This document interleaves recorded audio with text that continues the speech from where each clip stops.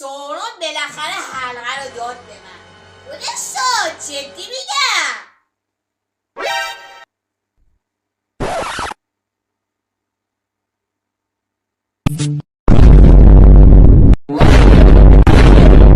سلام، چطورید؟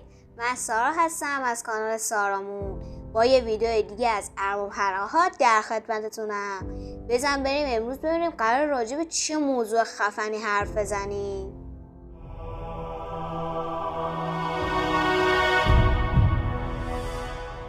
امروز میخوایم با هم درباره معرفی 20 حلقه قدرت تو دنیای ارباب حلقه‌ها حرف بزنیم. اول بزن بریم یه تریلر خفن ازش ببینیم و برگردیم راجع به موضوع امروز با هم حرف بزنیم.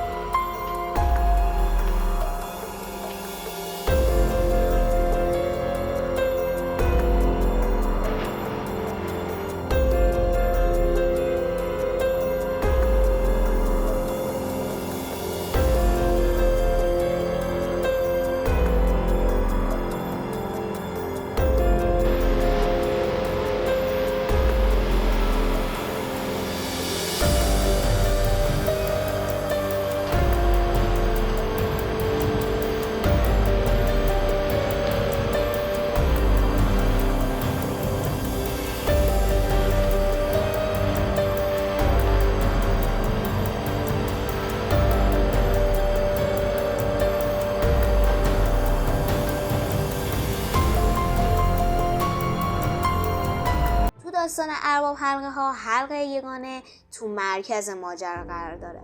این حلقه توسط خود سارون ساخته شده بود تا از طریق اون بتونه تو سرزمین میانه فرمان روایی کنه، ولی حلقه یگانه تنها حلقه قدرت سرزمین میانه نیست. کلاً 20 حلقه قدرت به علاوه چند حلقه قدرت خردتر ساخته شده. پیش از ساخته شدن حلقه یگانه، سارون تو ظاهر آناتار تونست الفای آهنگر رو قانع کنه تا 19 حلقه قدرت بسازن. این اشیای جادویی قرار بود تو نگهداری سرزمین میانه کمک کنه و نور والینو رو تو اون جاری کنه.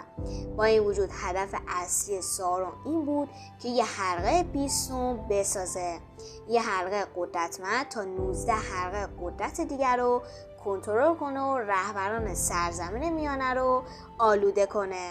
حلقه ها به این ترتیب تقسیم میشن: 3 حلقه برای پادشاهان الف زیر آسمان، 7 تا برای اربابان دف در تالار سنگیشون، 9 تا برای انسانهای فانی محکوم به مرگ، یکی برای ارباب تاریک بر روی تخت تاریکش در سرزمین مردور جایی که سایه ها قرار دارن، یک حلقه برای فرمان روایی بر بقیه، یک حلقه برای یافتنشون، یک حلقه برای احضار بقیه و در تاریکی ملحق شدنشون در سرزمین مردور جایی که سایه ها قرار دارن.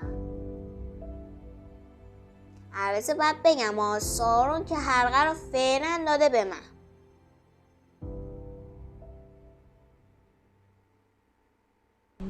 چرا اینقدر بیشوری؟ چرا اینقدر گاوی؟ چرا نمیمیری؟ آقا ولش کن، بریم در مورد حلقه ها صحبت کنیم. بریم.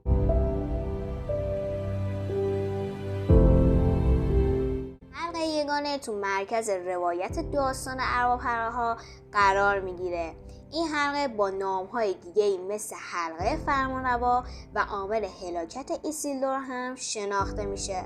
سارون این حلقه رو تو کوه نابودی تو دوره دوم سرزمین میانه و پس از فریب الف‌های آهنگر تو ساخت 19 حلقه قدرت دیگه به وجود آورد. از اونجایی که حلقه یگانه باید به قدر قدرتمند می بود تا حلقه های قدرت دیگر رو کنترل کنه، پس سارون باید بخش زیادی از نیروی خودش رو تو این حلقه متمرکز میکرد. به خاطر همین اون سرنوشت خودش رو به حلقه یگانه گره زد. سارون به کمک حلقه یگانه بخش‌های زیادی از سرزمین میانه رو تحت اختیار خودش در آورد، ولی حکومت وحشتناک اون تو جنگ آخرین اتحاد به آخر رسید. تو این جنگ بود که ایسیلدور از گاندور حلقه یگانه رو از دست سارون جدا کرد، ولی این حلقه دنبال این بود تا دوباره سراغ اربابش بیاد. برای همین به ایسیلدور خیانت کرد و پس از مرگ ایسیلدور این حلقه یگانه برای قرنها گم شد تا اینکه گالوم این حلقه رو پیدا کرد. حلقه یگانه تونست گالوم و آلود و این موجود ضعیف و به شدت به خودش وابسته کنه، ولی حلقه یگانه گالوم رو ترک کرد و به دست بیلبو بگینز و بعدش فرودو بگینز رسید. ماجرای حلقه یگانه وقتی به پایان میرسه که فرودو حلقه رو به کوه نابودی ببره و تو اونجا حلقه نابود میشه.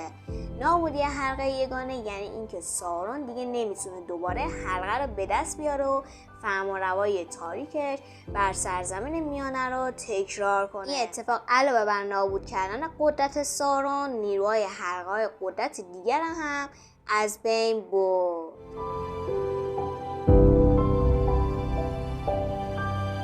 از 19 حلقه قدرت 3 حلقه وجود داشتن که برای الفا طراحی شدن. با اینکه سارون تو ساخت 16 حلقه دیگه به الفای آهنگر کمک کرد، ولی این 3 حلقه به تنهایی توسط کلبریمبور به وجود اومدن.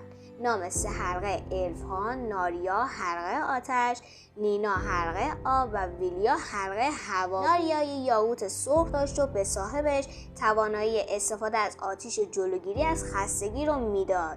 نینا یه سنگ سفید داشت و از صاحبش در برابر شرارت محافظت میکرد.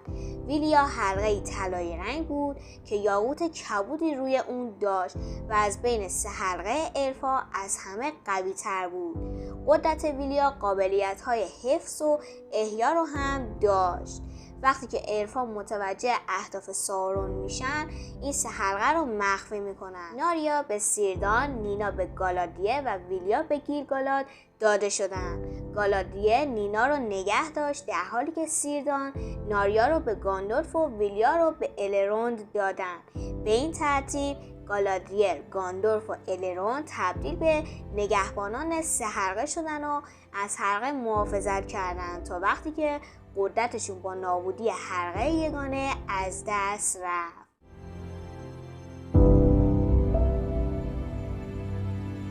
هفت حلقه به فرمان روایان 7 خاندان دورف‌ها داده شدند. با این وجود قرار نبود این 7 حلقه ها به دورف‌ها داده بشه. سارون قصد داشت تا تمام حلقه های قدرت به الفا برسه و با استفاده از حلقه یگانه اونا رو آلوده کنه. مقاومت الفا نسبت به فساد سارون بود که باعث شد این 7 حلقه به دورف‌ها برسه.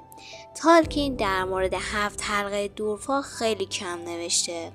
مشخص نیست که تمام اربابان دورف‌ها چه کسایی هستند و این 7 حلقه دقیقاً چه ویژگی هایی دارن. فقط یکی از این حلقه ها به نام حلقه ترور شناخته میشه. این حلقه توسط کلبریمبور به دورین سوم داده شد و برای سالها تو خاندان دورین موند تا اینکه به تروری رسید که اونو به پسرش تراین داد، ولی تراین توسط سارون گیر افتاد و ارباب تاریک تونست این حلقه را از چنگ این دورف بیرون بکشه. با وجود اینکه سارون سعی کرد تا از طریق حلقه‌ها دورف‌ها رو نابود کنه، اما این نژاد به خاطر ساده و سخت‌کوش بودنشون نسبت به جادوی سارون مقاومت نشون دادن. ولی حلقه‌های دورف‌ها باعث به وجود اومدن طمع بین این نژاد نسبت به جواهرات و گنج‌ها شد. از بین 7 حلقه دورف‌ها 4 حلقه توسط اژدهایان نابود شدن و 3 حلقه دیگه به دست سارون رسید. 9 حلقه از حلقه قدرت به انسان‌های فانی رسیدن، ولی این نژاد بود که سارون تونست با فسادش به موفقیت کامل برسه.